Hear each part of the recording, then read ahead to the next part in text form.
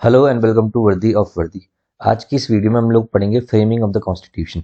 ठीक है, आप सबको पता है, हमने पहले भी बहुत बार पढ़ रखा है। कॉन्स्टिट्यूशन कुछ नहीं है, बस आप नॉर्मल लैंग्वेज में अगर आप समझते हैं तो एक नॉर्मल सी बुक है, एक किताब है जिसमें रूल्स एंड रेगुलेशंस लिखा है, how state to be govern और how a country is to be govern.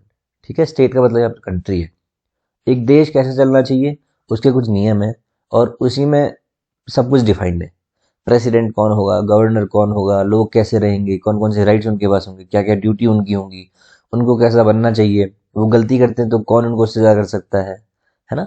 उनको कौन गवर्न करेगा, उनको जो गवर्न करेगा उनको इलेक्ट कौन करेगा, लेजिस्लेचर कैसा होगा, जुडिशरी कैसा होगा, एग्जीक्यूटिव कैसा होगा, और बाकी इंस्टीट्यूशंस का रोल कैसा होगा, सीएजी क्या है। ये बेसिक चीजें हैं जिससे कि ये एक देश चल सकता है। तो जब कॉन्स्टिट्यूशन बना था उसके बारे में बात करेंगे। The first point it says is it's draft were discuss clause by clause and not in public. यानी कि जो उसके जो ड्राफ्ट्स थे, यानी कि वो बनने से पहले जो ड्राफ्ट होता है ना, उसकी एक नकल वो डिस्कस की गई थी क्लॉज क्लॉज, पब्लिक में नहीं डिस्कस की गई थी, क्लॉज बाय क्लॉज की गई थी, है ना, एक लाइन उसकी डिस्कस की गई थी। ये क्वेश्चन आपका सीएबी 2018 में आया था। The same was signed in December 1949। Long years ago we made a tryst with destiny. ये जो स्पीच थी ये जवाहरलाल नेहरू की रात की स्पीच थी और ये एग्जाम में आपकी एक बार आ रखी है, तो मार्क दिस ऑल्सो। इसके बाद constitutional assembly, it was not elected. Universal franchise in 1945-1946। Provisional elections held. The provisional legislature choose the representative constitution assembly. यानी कि आप समझ गए ना कि प्रोविजनल के इलेक्शंस हुए थे, प्रोविजनल इलेक्शंस हुए थे और इस प्रोविजनल लेजिस्लेचर ने रिप्रेजेंटेटिव चुने थे कॉन्स्टिट्यूएंट असेंबली के। Constitutional Assembly was dominated by Congress Party, obviously because it was having a जो मैक्सिमम नंबर ऑफ पार्टिसिपेंट्स उस टाइम पे थे वो कांग्रेस पार्टी से ही थे, है ना। Majority was from Congress party only. Muslim league got most of reserve seats but boycotted the assembly. अब देखिए यहाँ पर उनको सेपरेट स्टेट बनाना था, सेपरेट कंट्री बनानी थी, तो उन्होंने बॉयकॉट करना स्टार्ट कर दिया था। They had a demand of Pakistan which had a separate constituent assembly. ठीक है, ये आप ध्यान में रखिएगा। Socialist initially did not join, they thought it is a creation of British. उनको लगता था अंग्रेज कर रहे हैं, तो सोशलिस्ट जो धारणा के लोग थे उन लोगों ने ज्वाइन शुरुआत में नहीं किया था। Discussions in constituent assembly were also influenced by public opinion. Newspaper में क्या आ रहा है, पब्लिक डिबेट में क्या डिस्कस हो रहा है, उससे भी ये इन्फ्लुएंस होते थे और चेंज करते थे ड्राफ्ट में। ठीक है, ये ड्राफ्ट की बात जो रही है वो यहां भी इससे फर्क पड़ता था। Constituent assembly had about 300 members, उसमें 6 लोग बहुत इंपॉर्टेंट है। ठीक है, नेहरू नेहरू जी ने क्या किया था, he move the crucial objective resolutions and resolution of national flag. ठीक है, पटेल जी ने क्या किया था, he worked behind the scenes in drafting reports.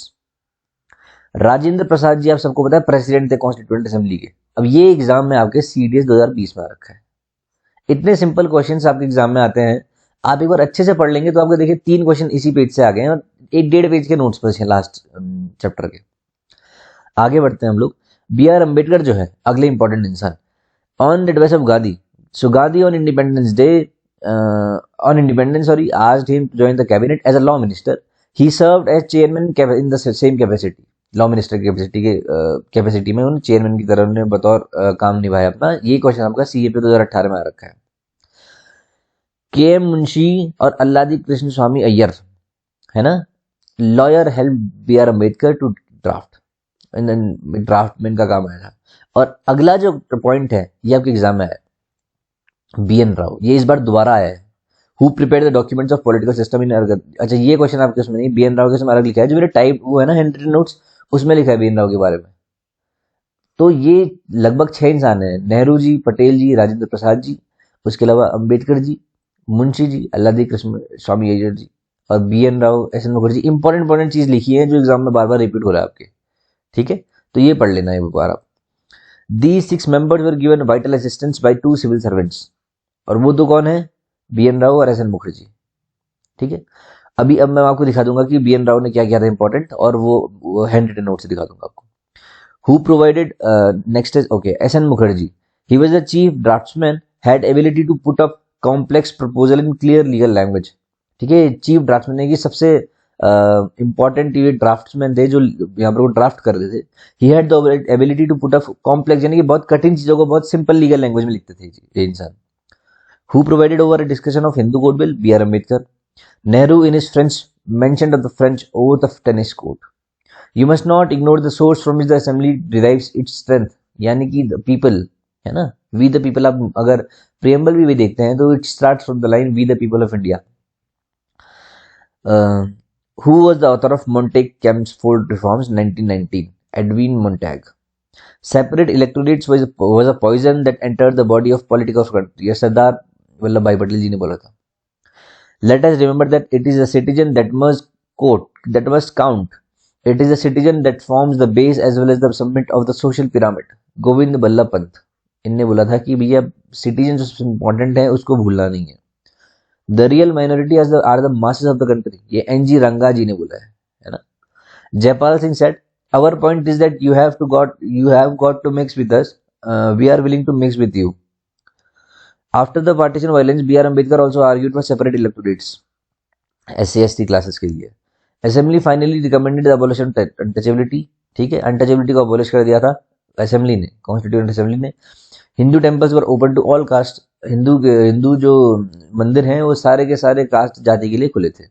Seats in legislature and join in government office reserved for lowest. देखिए हर जगह पे जो लोएस्ट क्लास थी उनके लिए सीट रिजर्व हो गई थी.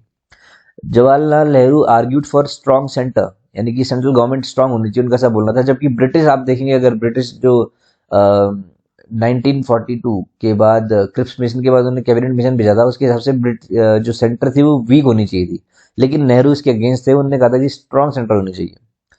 ही सेड लेटर मिस्टर के सनातनम जो मद्रास के थे, सनातन कमेटी के बारे में सुना भी होगा आपने. He said let us rather wipe out the federal system and let us have a unitary system. इनका ऐसा बोलना था कि सारे स्टेट वगैरह कहीं नहीं होगा ना, जैसे राजस्थान यूपी कुछ नहीं होगा, सिर्फ एक ही होगा सेंटर भारत, और वही गवर्न करेगा सब कुछ. So at that time there was a language of the nation Bharat. वो क्या था? Congress accepted Hindustani to be the national language. Language of Committee of Constituent Assembly was Hindi in Devanagari script. It was the official language. For the first 15 years, English for official purposes. Which party demanded the dissolution of Constituent Assembly? Muslim League. अब ये तो आपका था. मैं जो आपको BN